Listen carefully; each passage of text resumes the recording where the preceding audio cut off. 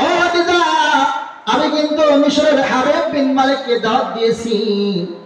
এই হাবিব বিন মালিককে দেখার জন্য অনেক মানুষ আসবে। নবীজি কয় আরো ভালো হইলো, আমার জন্য আরো ভালো হইলো। ও চাচা, আর কারে কারে কইছেন? কয় উতবা সাহেবা, সবাইরই তো কইছি। বেশ ভালো কথা, আলহামদুলিল্লাহ, আমি বড় খুশি। তো মাহফিলটা কবে দিবেন, কখন দিবেন, কোন সময় দিবেন জানাইয়া দেন। অমুক দিন অমুক টাইমে মাহফিলটা হবে। ও ভাতিজা, তুমি সময় মতো উপস্থিত থাকো, কারণ তুমি হলো প্রধান বক্তা। বলেন যে আজকের মাহফিলের প্রধান বক্তা যদি উপস্থিত না হয়, মাহফিল হয়? মাহফিলের অবস্থা কাহিল না কান্দি? যদি প্রধান বক্তা না আসে তাহলে সর্বনাশ না কান্দি? প্রধান বক্তা আমাদের আনিসুর রহমান, ঠিক কিনা বলেন? তিনার ওসিলাই তো আজকে আমাদের এই এত আয়োজন নাকি? তিনি আমাদের সবার শেষে আমাদের শেষ মোনাজাত দিয়ে আমাদেরকে নিয়ে তিনি আলোচনা করবেন। আমরা তার আলোচনা শুনবো তো ইনশাআল্লাহ। মুহাম্মদ ওই মাহফিলে অংশগ্রহণ করলেন। উদ্দেশ্য বড় ভয়ঙ্কর, উদ্দেশ্য বড় খারাপ। আবু জাহেল দুইটা চেয়ারের ব্যবস্থা করছে। কয়টা চেয়ার? দুইটা চেয়ারের ব্যবস্থা করছে। একটা চেয়ারের আবু জাহেল হলো সভাপতি, আর হাবিব বিন মালিককে একটা চেয়ারে বসাইছে মেহমান হিসেবে, প্রধান মেহমান। কি মেহমান?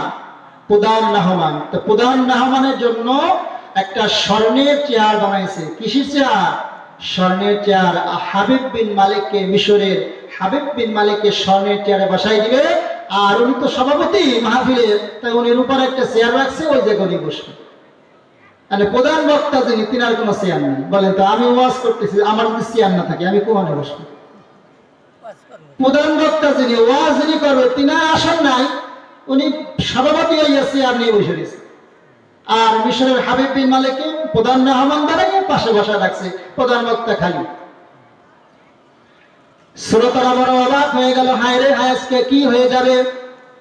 প্রধান বক্তা আসতেছেন, রাহমাতুল লিল আলামিন আসতেছেন। জনগণ সবাই মুহাম্মাদের দিকে তাকায় আছে আর ভাবতেছে, আবু জাহেল মাহফিল সাজাইলো, আজকে এই মাহফিলে আল্লাহ রাসূলকে না জানি অপমান করে, অপদস্থ করে বের করে দিবে। সবাই মুসলমানরা কাঁদতেছেন, চোখ দিয়ে পানি পড়তেছেন, হায় রে হায়, দুইটা চেয়ার, দুইজনে আসন গাইরে বসে আছে। আর এমন রাসূল কাউকে যে উঠাবেন সেরকম তো রাসূল না, অমায়িক রাসূল। রাসূলের মতন নরম মানুষ, নরম মনের মানুষ, মাটির মানুষ, সবচাইতে উদার মনের মানুষ আল্লাহ রাসূল, এর চাইতে মানুষ হয় না। ওয়া ইন্নাকা লাআলা খুলুকিন আযীম, আল্লাহ রাসূলের চরিত্রের মধ্যে কোনো ভেজাল নাই। সবচাইতে দামি মানুষ, সবচাইতে চরিত্রবান মানুষ আল্লাহ রাসূল। তিনার মধ্যে বিন্দু পরিমাণ অহংকার ছিল না। আল্লাহ রাসূল আসতেছেন, ওদিকে জিবরাইল আল্লাহর কাছে বলে, আল্লাহ, আমার একটা নালিশ, তুমি আমার নালিশটা গ্রহণ করো, তুমি এখন কোথায় আছো? আল্লাহ জিজ্ঞাসা ফেরেশতা, ও আল্লাহ, তুমি এখন কোথায় আছো? আল্লাহ পাক বললেন, ও জিবরাইল রে, আমি তো আমার আরশের মহল্লায় আছি। কি সমস্যা বল? বলে, আল্লাহ, তুমি আমার নালিশ তাড়াতাড়ি শোনো, রিজাল্ট তুমি তাড়াতাড়ি দিবা, দেরি করলে কিন্তু আজকে হবে না। বলে, কি রিজাল্ট?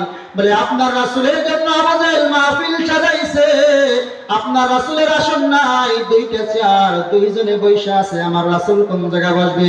যদি আজ আল্লাহ রাসূল আপনার হাবিব যদি মাটিতে বসে ওয়াজ করে, আমি জিবরাইল সহ্য করব না, আমি কিন্তু জিবরাইল সহ্য করব না, ওই দুইটাই কিন্তু শেষ করে দেব। আল্লাহ পাক বলেন, ও জিবরাইল রে, থামো থামো থামো, আমি আল্লাহ দেখতেছি, এই ফয়সালা আমি আল্লাহ নিজেই করব।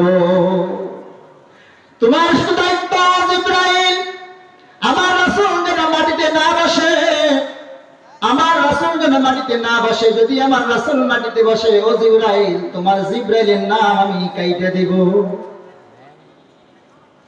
আল্লাহ কয়, আল্লাহর কাছে জিবরাইল কয়, ও আল্লাহ, আমার জীবন যাবে, আমি আপনার হাবিবকে মাটিতে বসতে দেব না।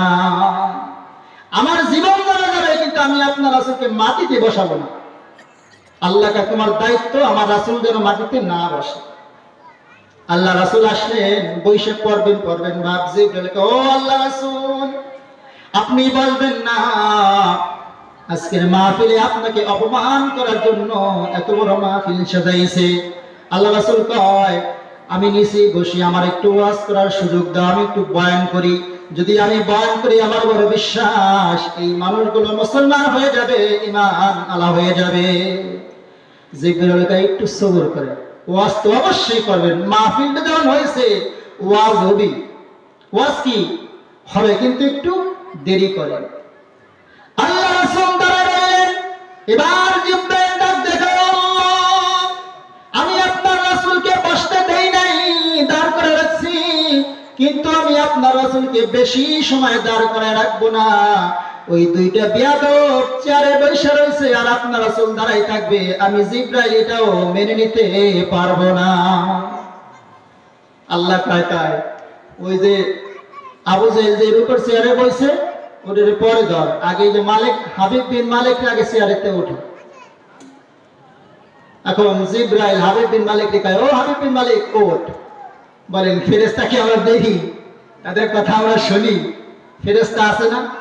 এই যে সাধারণত জেনের কথাটা আমরা শুনি, আমরা দেখি, কেবলমাত্র জেন যার সঙ্গে কথা বলতে ইচ্ছুক, যাকে দেখা দিতে চায়, সেই দেখতে পারে, আর কেউ দেখতে পারে না। তো ফেরেশতা তো দেখা যায় না।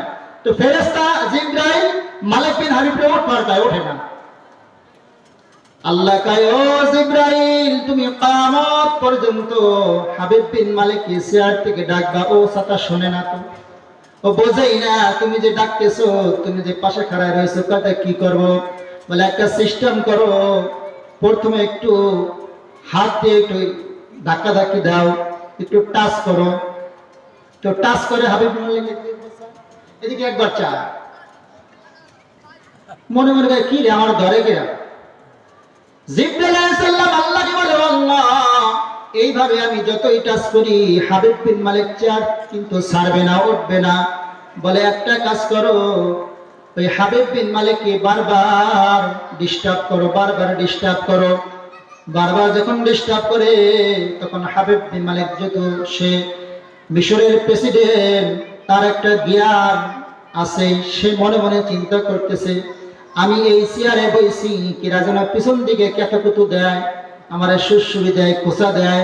আমার মনে হয় আল্লাহ রাসূলের সামনে চেয়ারে বসে থাকা বিয়াদবি, আমার মনে হয় এই চেয়ারে আমারে মানায় না। চেয়ার থেকে টাস করে ওইটা যাইয়া পাবলিকের মাঝে বসে গেল। বলেন সুবহানাল্লাহ। চেয়ার ফাঁকা। এবার আবু জাহেল কয়, ও দোস্ত, বন্ধু, তোমারে কত আদর কইরা মায়া করে তোমারে দাওয়াত দিয়ে আনছি, এই সাধারণ মানুষের মধ্যে বসার জন্য নাকি? তোমার জন্য আমি স্বর্ণের চেয়ার বানাইছি, ওই চেয়ার তোমার জন্য তুমি ছাড়লা কেন? মিশরের হাবিব বিন মালিক কয়, ও আবু জাহেল রে, সারছি কি এমনি এমনি, কেতকুতু আর খোঁচাখুচির জ্বালায় ওই চেয়ারে বসার মতন যোগ্যতা আমার নাই, সহ্য করতে পারলাম না চেয়ারে বসা, তাই উঠে আসলাম এই জায়গায় নিরিবিলি থেকে, খোঁচাখুচি কাম নাই। জিবরাইল ডাক দেখে, আল্লাহ, স্বর্ণের চেয়ার তো ফাটা বানাই দিছি। আল্লাহ কয়, জিবরাইল রে, আমার রাসূলকে ওই চেয়ারে আগে বসাই দে। চিল্লায় আল্লাহু আকবার। আমার রাসূল স্বর্ণের চেয়ারে বসা বয়ান করবি। আল্লাহ রাসূলকে চেয়ারে বসাই দেওয়া হলো। আল্লাহ রাসূল বয়ান কেবল শুরু করবে। জিবরাইল কয়, ও আল্লাহ রাসূল, একটু ওয়েট করেন। নবীজি কয়, কে? চেয়ার তো বসাইলা, আবার কি? বলে, চেয়ারে ঠিকই বসাইছি, কিন্তু আপনার পাশে যেটা বসে রয়েছে, এই শয়তান যদি আপনার পাশে ধায়ে বসে, আপনি ওয়াজ করে মজা পাবেন না। কি তুমি এই যে উঠাই, তুমি তাই উঠাও, উঠাও। আর জিবরাইল যায় কয়, ও আবু জাহেল, তাড়াতাড়ি ওঠ। আচ্ছা, তো শোনে না। আল্লাহর কাছে কয়, আল্লাহ, সেম একই কোয়ালিটি, সুসুরি দেওয়া লাগছে, কুতুকুতু দেওয়া লাগছে, নখ দিয়ে খোঁচা দেয়, আবু জাহেল তো ওঠে না, খালি মুড়ায় মুড়ায়। মাঝে মাঝে চেয়ার দই দেয়, আরেক জায়গা যায়, কিন্তু চেয়ার পাগলায় ছাড়ে না। অনেকক্ষণ পর্যন্ত জিবরাইল আঙ্গুল দিয়ে খোঁচা দেয়, ও আবু জাহেল রে, চেয়ারটা সাইডে দে, তুই মাঝখানে যাইয়া বয়, এই চেয়ার তোরে মানায় না, তুই তাড়াতাড়ি চেয়ারটা সাইডে দে। আবু জাহেল চেয়ারটা নিয়ে জায়গা বদলায়, ওই জায়গাতে ওই জায়গা যায়, ওই জায়গাতে ওই জায়গা যায়। হাবিব বিন মালিক কয়, আমার বিয়ারাম তোমার মধ্যে ঢুকছে, ও বন্ধু, সাইডে আমাগো কাছে আসো। আবু জাহেলকে যত কিছু হচ্ছে আর ছাড়তাম না, যত কিছু হচ্ছে আর ছাড়বে না। জিবরাইল বলতেছে আল্লাহ, এই শয়তানটা এত বড় শয়তান, এই শয়তান এমনি এমনি আর ছাড়বে না। বিকল্প কোন রাস্তা থাকলে আপনি বলে দেন, সেই বিকল্প রাস্তা দিয়ে এই শয়তানটারে চেয়ার থেকে উঠাবো। আল্লাহ পাক বলে দিলেন জিবরাইল রে, দুই কান ধর, কান ধরে টান দে। এবার কান পিছন দিয়ে কান মোড়ায়। আবু জাহেল খালি পিছন দিকে তাকায়, এই মোড়ে তাকায়, ও আল্লাহ কান টানে কেডা, দেখি না তো কাউরে, কান টানে কে, তারপরও চেয়ার থেকে ওঠে না। আল্লাহ পাক বলেন, ও আমার জিবরাইল রে, এই শয়তানের কান ধরে টানলে উঠবে না, পাছা একটা লাঠি মার। কান তো দোষী দোষী, একটা লাঠি মার, তবে সাবধান, চেয়ার যেন নিবার না পারে। এক হাতে চেয়ার ধর, আর এক হাতে লাঠি মার, চেয়ার যেন তো রাতেই থাকে, চেয়ার উনি ছাড়বে না মরে গেলে। জিবরাইল এক হাত দিয়ে কান ধরলেন, কান ধরে টাইনা উঠে আলাইছে, আর এক হাত দিয়ে চেয়ার ধরে লাঠি মারছে। এক লাঠি মারার ঠেলায় ওই হাবিব বিন মালিকের কোলের মধ্যে যায় বসে, চিল্লায় কান আল্লাহু আকবার। কোলের মধ্যে যায় কয়, বন্ধু কি অবস্থা, আমার কোলে এসে বসলে কেন? কয় লাঠির কোথায়, আর চেয়ারে বসতে পারলাম না, জন্মের লাঠি মারছে। হাবিব বিন মালিক কয়, ও বন্ধু, আগের আসলে তো লাঠি খাইতে না, আগের আসো আমাকে। এখন এই যে মাহফিলটা সাজাইছো, তোমার তো আছে হ্যারিকেন, বলে কে? বলে এখন তো চেয়ারে বৈশা বয়ান শুরু করবি। ওটার চেয়ার ফাঁকা হয়ে গেল, আবু জাহেল উঠে গেল। এবার জিবরাইল গেল, আল্লাহ চেয়ার কইরা ফাঁকা। আল্লাহ কয় জিবরাইল, আল্লাহ কয় জিবরাইল রে, তুমি এবার প্রকাশ হও, তুমি এবার প্রকাশিত হইয়া দাহিয়াতের কালবের সূরত ধরো, সূরত ধরে আমার হাবিবের পাশে বসে পড়ো। তুমি যখন দাহিয়াতের কালবের সূরত ধরে আমার হাবিবের পাশে বসবা, আমার হাবিবের পাওয়ার বেড়ে যাবে, জোর বেড়ে যাবে, আমার রাসূলের বয়ান করতে বড় সুবিধা হয়ে যাবে। চিল্লায়ে বলেন আল্লাহু আকবার। দাহিয়াতের কালবের সূরত ধরে হযরতে জিবরাইল আলাইহিস সালাম নবীজির বাম পাশে বসে গেলেন, আর আল্লাহ রাসূল বয়ান শুরু করে দিলেন। আল্লাহ রাসূল ওই দিন বয়ান করে যত মানুষ হয়েছিল, শুধু বড় বড় কাফেরগুলো ছাড়া, উতবা, শাইবা, আবু জাহাল, এই এরা ছাড়া সাধারণ যত মানুষ ছিল সবাই সেই দিন কালিমা গ্রহণ করে মুসলমান হয়ে গেল। চিল্লায়ে আল্লাহু আকবার। সেই দিন থেকে ইসলামে মানুষ বেড়ে গেল, সেই দিন থেকে শুধু বাড়তেই লাগলো, বাড়তেই লাগলো। আজও পর্যন্ত ইসলামী মানুষ বাড়তেছে, ঠিক কিনা বলেন? আর ইসলামের লোক আর কমবে না। ইসলামের বিজয় আছে না নাই বলেন? ইসলামের এক কথা জানবেন, ইসলামের কোনো পরাজয় নাই। ইসলামের কি নাই? কোনো পরাজয় নাই, বিজয় নিশ্চিত আছে। এই মুসলমানদেরই একদিন বিজয় হবে, মুসলমানদেরই জয় হবে, ইসলামের জয় হবে। এই বাংলার জমিনে সারা পৃথিবীতে কালেমার পতাকা একদিন উড়বে, ঠিক কিনা বলেন? তো এই জন্য আমরা রাসূলকে ভালোবাসবো তো, রাসূলের মহব্বত আমাদের অন্তরে আছে তো। রাসূলকে ভালো না বাসলে আমার আপনার জীবনের গুনাহ কি হবে না? মাফ হবে না। যদি আমার আপনার জীবনের গুনাহগুলো আমরা মাফ করাইতে চাই, তাহলে আমার রাসূলের মহব্বত, রাসূলের ভালোবাসা আমার আপনার প্রত্যেকের অন্তরের মধ্যে ফিট করতে হবে। আমরা ফিট করবো তো ইনশাআল্লাহ।